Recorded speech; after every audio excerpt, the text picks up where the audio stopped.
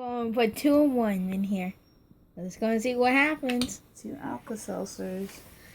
Okay, 2. Wow. Big bubble. 1.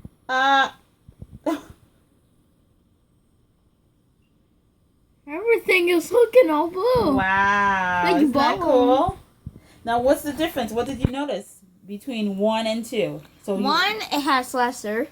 Okay, when you put 1 Alka-Seltzer, it has less what? It has less. It has less bubbles. Uh-huh. What about when you add 2? When I had 2, it has full bubbles. It's full of bubbles.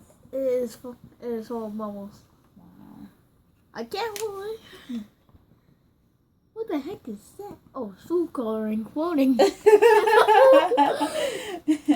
is food coloring. It's an itty bitty piece of food coloring.